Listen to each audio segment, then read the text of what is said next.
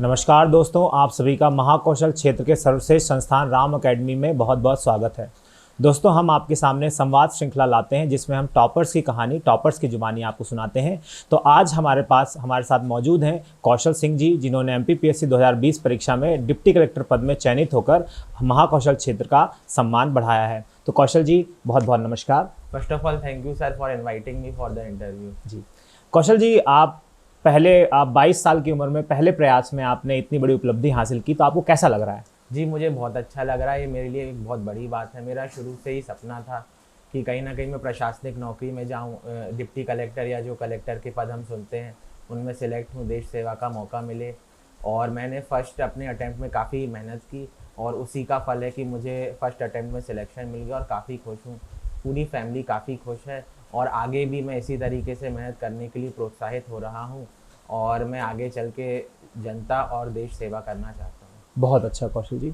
कौशल जी, ये हमने देखा है और एक बहुत आम धारणा रही है कि जो टॉपर्स होते हैं, विशेषकर फर्स्ट अटेम्प्ट में जो सिलेक्ट होते हैं, तो वो शुरू से ही स्कूल के टाइम से ही टॉपर रहते हैं, शुरुआत से टॉपर रहते हैं। तो क्या ये केस आपके साथ भी रहा है या फिर आप औसत स्टूडेंट या एवरेज स्टूडेंट रहे हैं?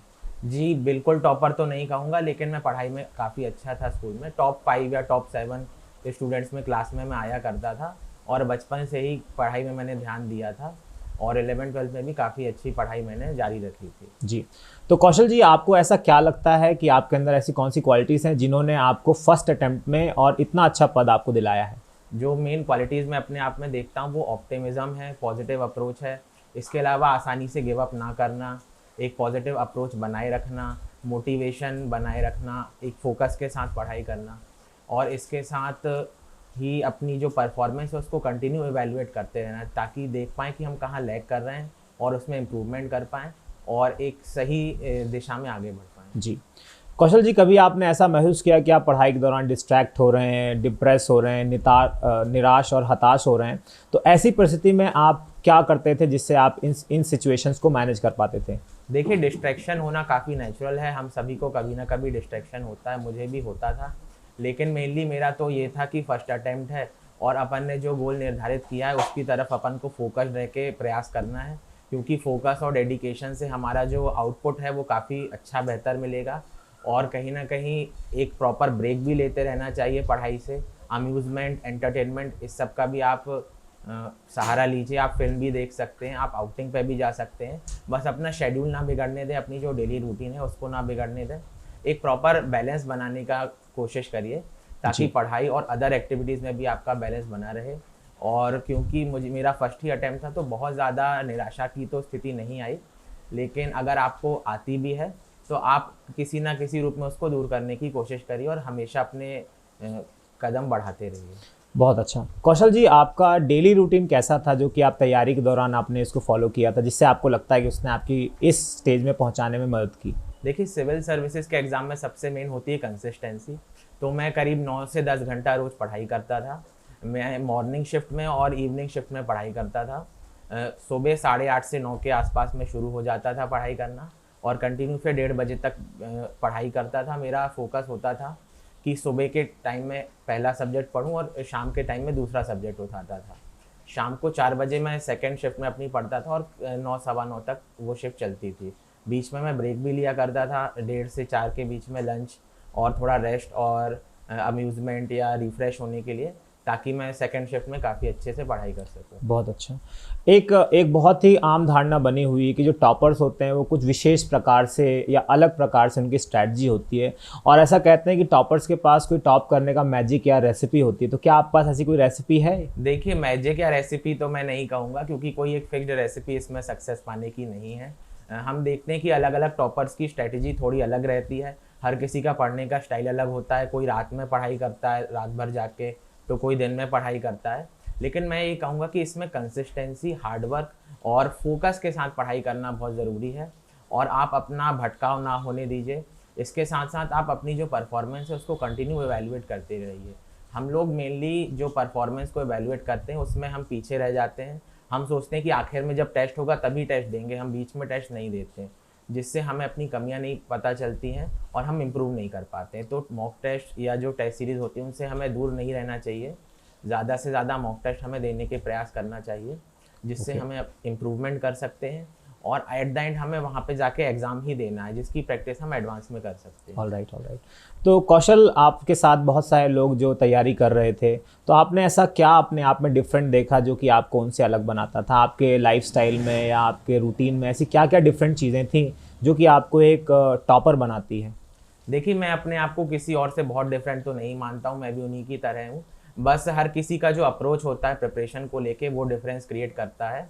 कहीं न कहीं मैं शुरू से ही फ़ोकस्ड था, क्योंकि मैंने कॉलेज प्लेसमेंट भी नहीं लिया था और मुझे इस दिशा में आना था, तो मैंने ये कोशिश की कि मैं अपना 100% दूँ, अपने फर्स्ट ही अटेम्प्ट में दूँ। इसलिए मैंने फ़ोकस बनाए रखा, एक डेडिकेटेड स्टडी की। और देखिए, हार्ड वर्क का तो कोई सब्स्टिट्यूशन नहीं है, आपको हार्ड वर्क करना ही होगा।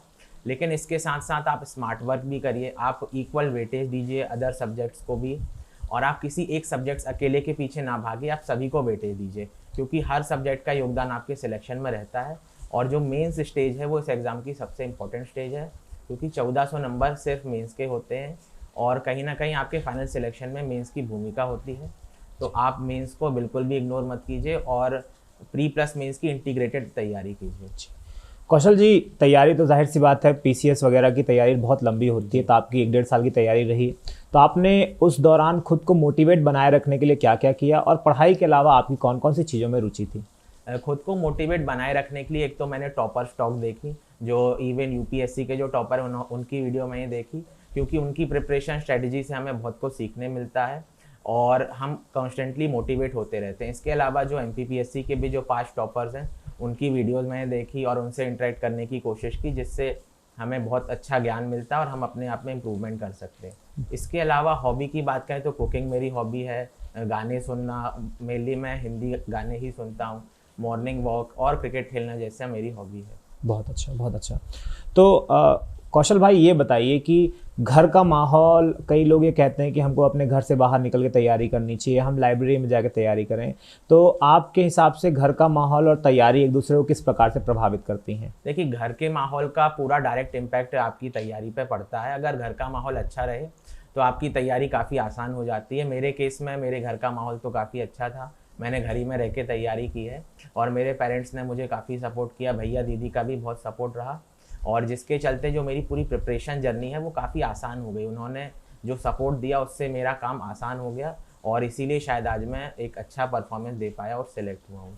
All right. कौशल जी, कभी आपने सोचा था कि आप पहले ही प्रयास में इतना अच्छा परफॉर्मेंस कर देंगे? जी, मेरा गोल तो शुरू से ये था कि फर्स्ट अटेम्प्ट में ही मैं सिलेक्ट हूँ, लेकिन जो डिप्टी कलेक्टर का पद मुझे मिला है वो काफ़ी बड़ी बात है और सोचा तो मैंने था, लेकिन ये एक सपने के सच होने जैसा ही है। बहुत अच्छा, बहुत अच्छा। कौशल भाई, आप ये बताएंगे कि क्या कभी आपको प्री या मेंस के पहले ऐसा लगता था कि अब मुझसे पढ़ा नहीं जा रहा है, या मैं बहुत ज़्यादा बॉग डाउन हो गया हूँ, या तो बहुत ज़्यादा नेगेटिविटी आ रही, तो क्या आपको कभी ऐसा लगा? और अगर ऐसा लगा तो आपने किस प्रकार से इस सिचुएशन को हैंडल किया? देखिए, प्री और मेंस के बीच में जब आप प्रिपरेशन करते हैं तो कई बार आपको लगता है कि प्रिपरेशन ऑन द ट्रैक नहीं जा रही, हम कहीं लैग कर रहे हैं। लेकिन मेरे केस में ऐसा मुझे भी लगा, लेकिन थोड़ा कम लगा क्योंकि फर्स्ट अटेम्प्ट था और इसके लिए कहीं ना कहीं मैंने मॉक टेस्ट का सहारा लिया और अपनी प्रिपरेशन को कंटिन्यू एवेलुएट करता रहा, ताकि जो एग्ज़ाम माहौल है उसको मैं अडेप्ट कर पाऊँ और अपनी कमियों को दूर कर पाऊँ। All right. कौशल जी, आपके भविष्य में और क्या प्लान्स हैं? क्या आप आगे यूपीएससी भी देना चाहेंगे? जी, मैं यूपीएससी की भी दिशा में देख रहा हूँ। मैं चाहता हूँ कि यूपीएससी एग्ज़ाम भी क्लियर करूँ, क्योंकि एमपीपीएससी से काफ़ी सिमिलर एग्ज़ाम है। हाँ, ये ज़रूर है कि वह काफ़ी मुश्किल एग्ज़ाम है, ऑल इंडिया लेवल का एग्ज़ाम है, लेकिन मेरा सपना तो यूपीएससी क्रैक करने का रहा है और मैं चाहूँगा कि यूपीएससी ज़रूर क्रैक हो। बहुत अच्छा, बहुत अच्छा। कौशल जी, जैसा कि आपने 21 साल की उम्र में ये उपलब्धि हासिल की है, तो जाहिर सी बात है आपने अपनी तैयारी को 1-2 साल पहले से चालू किया था, यानी 19-20 साल की उम्र से ही आप इस बारे में मोटिवेटेड थे। तो जो युवा जो 12वीं पास करके निकलता है और वो चाहता है कि वो भविष्य में डिप्टी कलेक्टर या डीएसपी पद पर चयनित हो, तो उसके लिए आप क्या संदेश देंगे कि वो किस प्रकार से माइंडसेट बनाए और क्या करे? जो युवा इस परीक्षा की तैयारी करना चाह रहे हैं, मैं उनको ये बताना चाहता हूँ कि अगर आपको इस फील्ड में आना है तो आप पहले इस एग्ज़ाम की डिमांड को समझिए, इसका जो पैटर्न है, सिलेबस है, उसको आप अच्छे से देखिए, अच्छे से स्टडी कीजिए। जो प्रीवियस ईयर क्वेश्चंस है आप उनका सहारा ले सकते हैं, टॉप को आप सुन सकते हैं।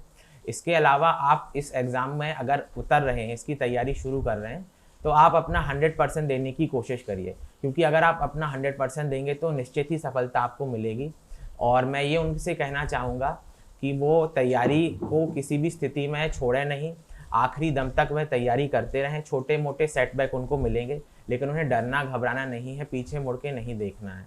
क्योंकि अगर आपने ठान ही लिया है कि सिविल सर्विसेज में आना है तो आप अपना ज़रूर 100% दीजिए, और ये काफ़ी एक अच्छा करियर होता है। आप ज़रूर इसमें आने की कोशिश करिए।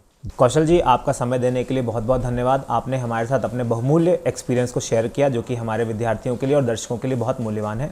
तो दोस्तों, आज के कार्यक्रम में इतना ही। अगली बार फिर हम किसी अन्य टॉपर के साथ आपके साथ फिर से मिलेंगे। धन्यवाद, नमस्कार।